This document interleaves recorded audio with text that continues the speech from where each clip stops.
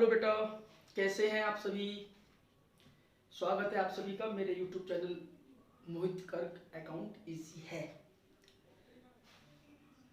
आज का टॉपिक आपको दिखाई दे रहा है फंडामेंटल ऑफ पार्टनरशिप। बस बेटा शुरुआत ही हो रही है, आप ये समझिए 12th क्लास की।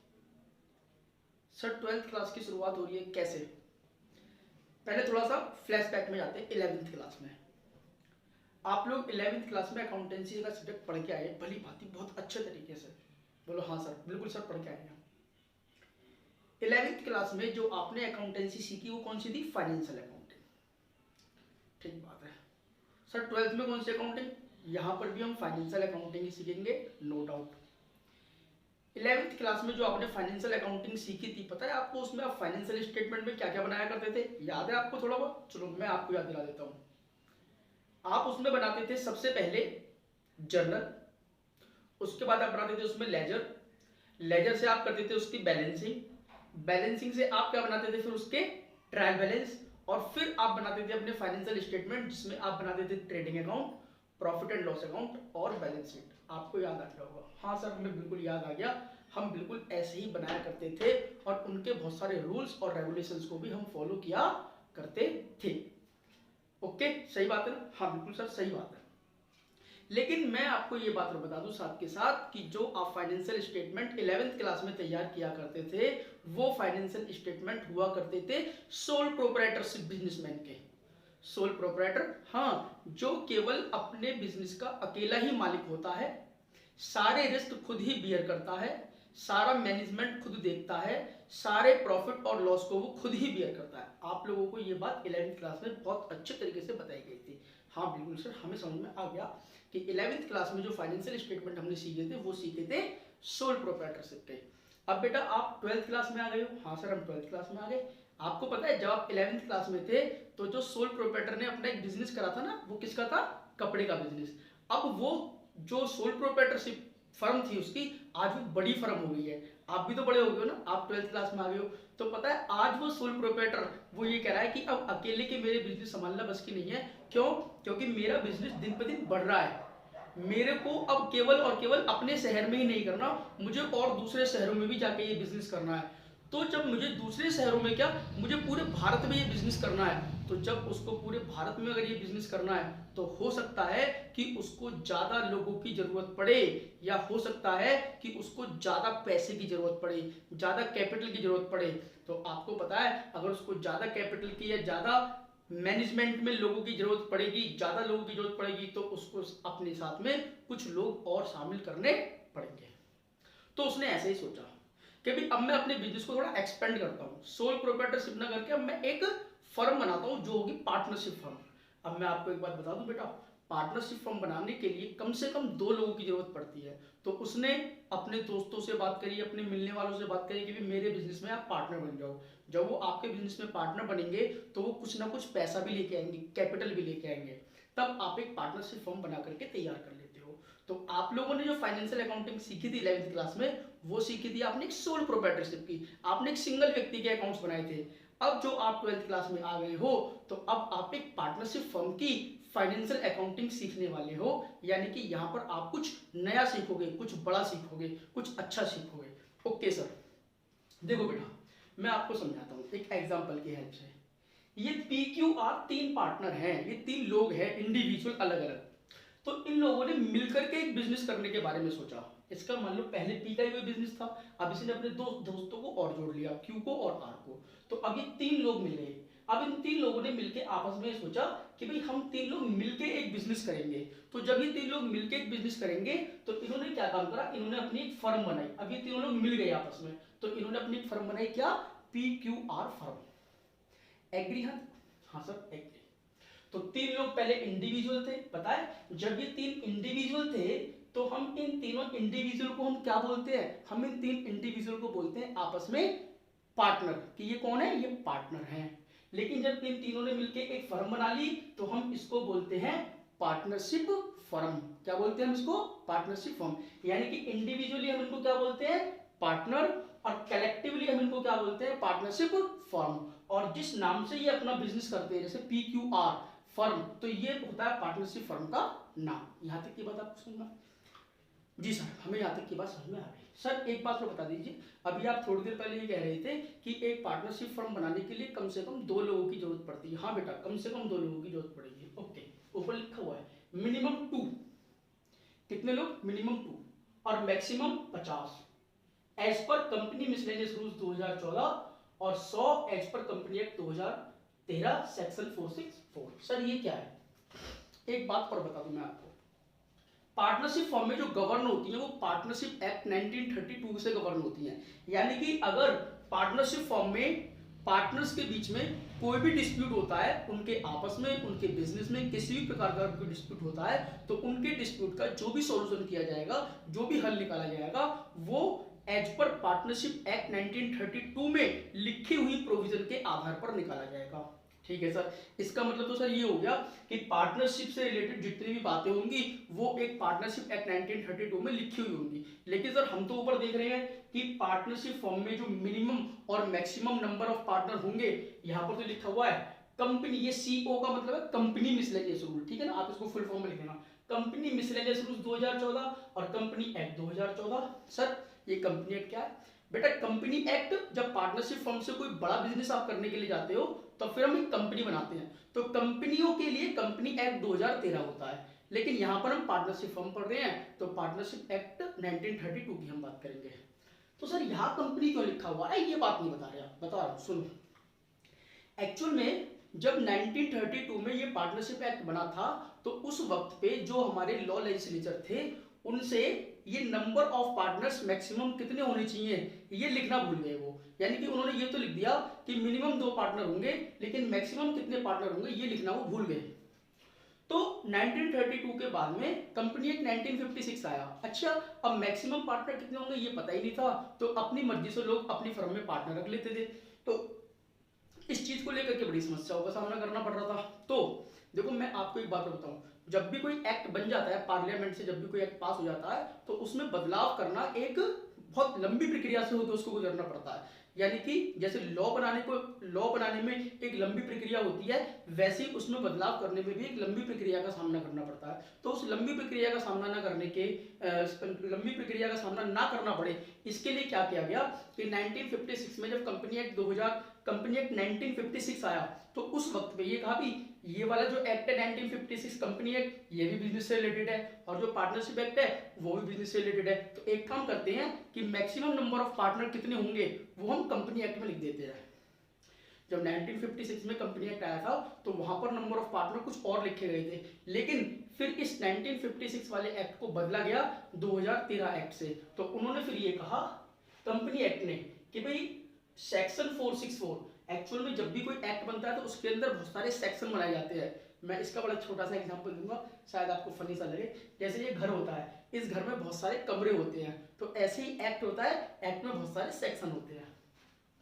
तो सेक्शन 464 के हिसाब से उन्होंने कहा जी एक पार्टनरशिप फॉर्म में मैक्सिमम 100 पार्टनर हो सकते हैं, लेकिन अगर इस एक्ट के बाद में जो रूल बनेंगे तो रूल के हिसाब से ही, अगर रूल ये कहते हैं कि एक पार्टनरशिप फॉर्म में कम पार्टनर ही हो सकते हैं तो कम ही माने जाएंगे। तो एक्चुअली बेटा मैं आपको बता दूं, जब भी कोई एक्ट बनता है उसके बाद में रूल्स बनते हैं। सर ये हमारे लिए बड़ी टेक्निकल बातें हो रही है, मैं समझ रहा हूँ कि आपके लिए बड़ी टेक्निकल बात हो रही है, लेकिन मेरे को समझाना बड़ा जरूरी है आपको, और आपको फोकस भी करना पड़ेगा मेरी बातों पे। बाकी इसके बारे में डिटेल चर्चा तो आप आगे आने वाले समय में सीखोगे, उसमें कोई डाउट नहीं है, लेकिन फिलहाल थोड़ा बहुत आप समझ लें। तो किसी भी एक्ट के बाद में रूल्स बनते हैं, तो रूल्स ने ये कहा कि भाई एक पार्टनरशिप फर्म में मैक्सिमम 50 पार्टनर हो सकते हैं। तो सर आप ये कहोगे कि आपके लिए आंसर क्या होना चाहिए?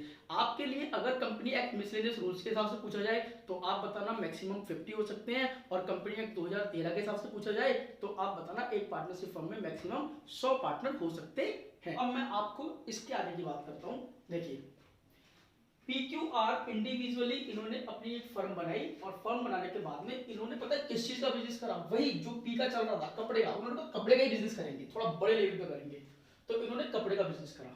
ओके, ये एक फर्म बनाई इन्होंने, और फर्म ने क्या कौन सा बिजनेस करा? कपड़े का बिजनेस करा। ओके, आपको ये बात पता ही है कि कोई भी बिजनेस करने का जो पर्पज होता है वो होता है प्रॉफिट कमाना, और अगर किसी बिजनेस में प्रॉफिट होंगे तो सीधी सी बात है उसमें लॉस भी होंगे, उसमें कोई दोहराए वाली बात नहीं है। लेकिन किसी भी बिजनेस का जो उद्देश्य होता है, परम उद्देश्य, वो प्रॉफिट कमाना ही होता है। अगर किसी बिजनेस का उद्देश्य या किसी संस्था का उद्देश्य प्रॉफिट कमाना नहीं है तो वो नॉट फॉर प्रॉफिट ऑर्गेनाइजेशन है बेटा। और अगर मैं आपको बताऊं, क्योंकि पार्टनरशिप फर्म का जो पर्पज है, किसी भी बिजनेस का जो पर्पज है प्रॉफिट कमाना, और पार्टनरशिप फर्म में क्यों बनती है, प्रॉफिट कमाने के लिए बनती है। इसका मतलब आपने एनपीओ के बारे में अगर पढ़ रखा है तो एनपीओ प्रॉफिट कमाने के लिए नहीं बनती है, इसका मतलब वो कभी पार्टनरशिप फर्म भी नहीं बन सकती है। यानी कि किसी भी एनपीओ को आप as a partnership firm form नहीं कर सकते हो, उसको एज ए कंपनी फॉर्म कर सकते हो आप, लेकिन आप एज ए पार्टनरशिप फर्म उसको फॉर्म नहीं कर सकते। तो इस बात को आप ध्यान रखना, एक नंबर के लिए है ये आपकी बात। ओके बेटा, अच्छा आगे चलते हैं। तो किसी भी फर्म का जो पर्पज है वो प्रॉफिट। अब सर प्रॉफिट किसी फर्म का कैसे कैलकुलेट होगा, ठीक वैसे ही जैसे आपने 11वीं क्लास में प्रॉफिट कैलकुलेट करे थे, ठीक बात है ना। अब मैं आपको समझाता हूं कि इस पार्टनरशिप फर्म के और सोल प्रोप्राइटरशिप फर्म जो आपने 11वीं क्लास में पढ़े थे उनके फाइनेंशियल स्टेटमेंट में क्या डिफरेंस है। देखो बेटा मेरी बात सुनो, बहुत से बच्चे सोचते हैं पार्टनरशिप फर्मों की अकाउंटिंग कुछ अलग होती होगी और एक सोल प्रोप्राइटरशिप फर्म की अकाउंटिंग कुछ अलग होती होगी, ऐसा नहीं है। जो अकाउंटिंग सोल प्रोप्राइटरशिप फर्मों में होती है वही अकाउंटिंग पार्टनरशिप फर्मों में होती है और वही अकाउंटिंग कंपनियों में होती है। यानी कि चाहे तो आप करो सोल प्रोप्राइटरशिप बिजनेस, चाहे आप करो पार्टनरशिप बिजनेस, चाहे आप करो कोई कंपनी, आप खोलो कोई कंपनी, तीनों में ही फाइनेंशियल अकाउंटिंग सेम होती है। सर मतलब ये कि जर्नल एंट्री, लेजर और ट्रायल बैलेंस, यहां तक की जो अकाउंटिंग है वो तीनों में सेम है, कोई रूल्स चेंज नहीं होते। जो एंट्री आपने परचेज की, सेल की, एक्सपेंस की, असेट्स खरीदने की, असेट्स बेचने की, जो भी एडजस्टमेंट एंट्री या जो भी नॉर्मल एंट्री आपने 11वीं क्लास में सीखी है वही सारी एंट्री पार्टनरशिप फर्मों में भी ऐसी की ऐसी ही बनाई जाती है और वही सारी एंट्री कंपनियों में भी ऐसी की ऐसी बनाई जाती है। कुछ भी नया नहीं होता है, यहां पर कुछ भी नया नहीं होता। तो सर फिर हम नया क्या सीखने वाले हैं पार्टनरशिप फर्मों में, आप जरा इस चीज पर फोकस करो। बिल्कुल सुनो मेरी बात। पार्टनरशिप फर्मों में जो फाइनेंशियल स्टेटमेंट बनते हैं उसमें trading account, profit and loss account. Sir trading account तो हमने 11वीं क्लास में बनाया था, प्रॉफिट एंड लॉस अकाउंट तो हमने 11वीं क्लास में बनाया था, बिल्कुल। बैलेंस शीट सर ये भी हमने 11वीं क्लास में बनाई थी।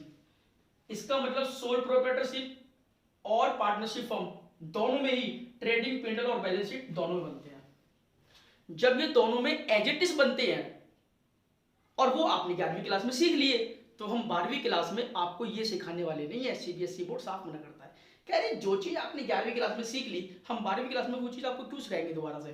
ट्रेडिंग, पीएनएल और बैलेंस शीट आप 11वीं में सीख के आए हो बड़े अच्छे तरीके से और आपने वहां सीख लिया, तो सर फिर 12th में क्या सिखाने वाले हो नया फाइनेंशियल स्टेटमेंट में, ये तो बताओ। बिल्कुल उसी को समझा रहा हूं। ये प्रॉफिट एंड लॉस अकाउंट आपने बनाया पार्टनरशिप फर्म का। अब ये प्रॉफिट जो आया पार्टनरशिप फर्मों का 11वीं क्लास में जो प्रॉफिट आता था आप याद करो थोड़ा सा, उस प्रॉफिट को आप कहां पर लिखते थे, बैलेंस शीट में आप लिखते थे कैपिटल में प्लस करके, क्योंकि एक ही मालिक होता था, एक ही मालिक की कैपिटल होती थी और आप उस प्रॉफिट को उस कैपिटल में ऐड कर देते थे तो मालिक की कैपिटल बढ़ जाती थी। याद है ना आपको? हाँ सर।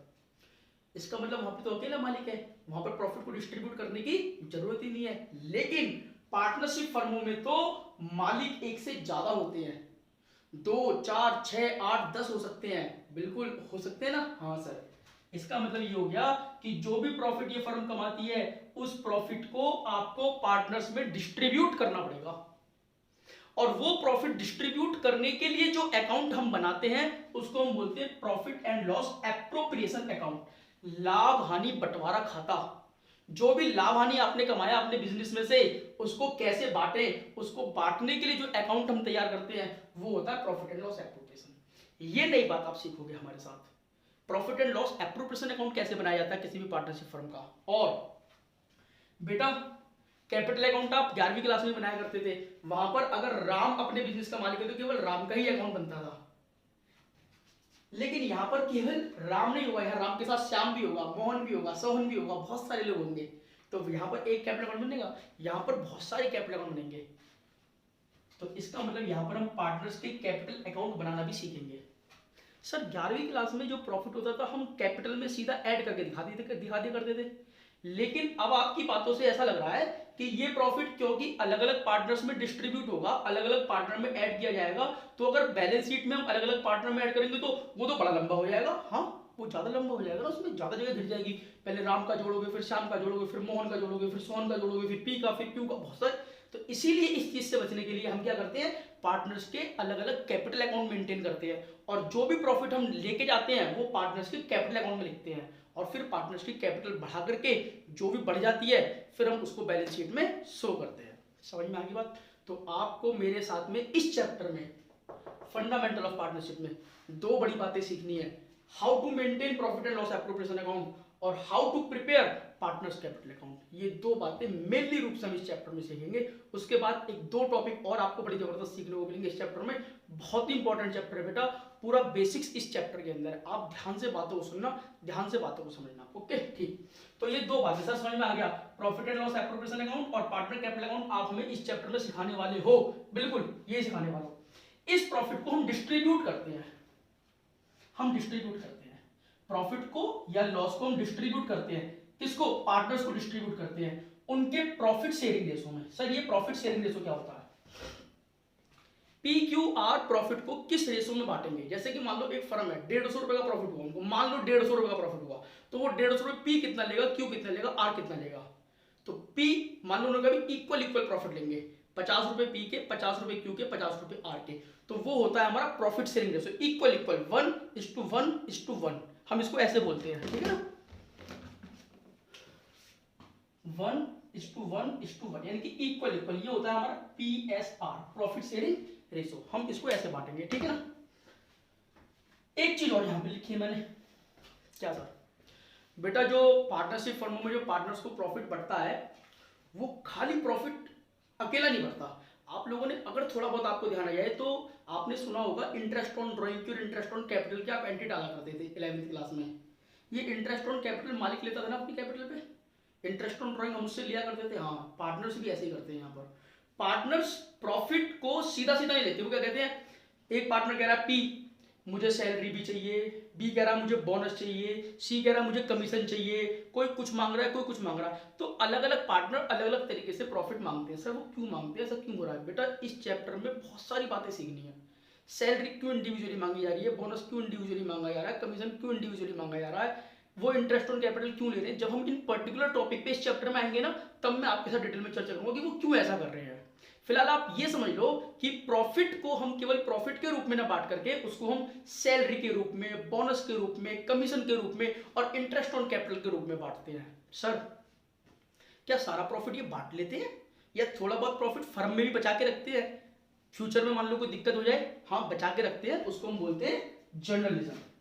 ये प्रॉफिट को डिस्ट्रीब्यूट करते हैं इंटरेस्ट ऑन कैपिटल के रूप में, सैलरी, बोनस, कमीशन के रूप में, फिर प्रॉफिट और लॉस को बांटते हैं, लेकिन बांटने से पहले कुछ ना कुछ ही अपने पास रिजर्व के रूप में भी रख लेते हैं। ये चीज हमें सीखनी है इस पूरे चैप्टर में कि how to distribute profits between partners. किसके माध्यम से? Profit and loss appropriation account का। ये पूरा चैप्टर का सिलेबस है आपका। सर ये पार्टनर कैपिटल अकाउंट यहाँ कुछ लिखा है, हाँ बेटा दो प्रकार के बनते हैं, फिक्स्ड कैपिटल अकाउंट और फ्लक्चुएट कैपिटल अकाउंट। दो प्रकार के पार्टनर कैपिटल अकाउंट बनते हैं, फिक्स्ड, फ्लक्चुएट। सर ये क्या है? जब टॉपिक पर आएंगे तो मैं आपको बताऊंगा कि फिक्स्ड कैपिटल अकाउंट क्या है और फ्लक्चुएट कैपिटल अकाउंट क्या होते हैं। फिलहाल मैं आपको दो तीन बातें और छोटी छोटी बता देता हूँ, बड़े काम की आपके लिए, बेसिक बातें हैं सारी चैप्टर की।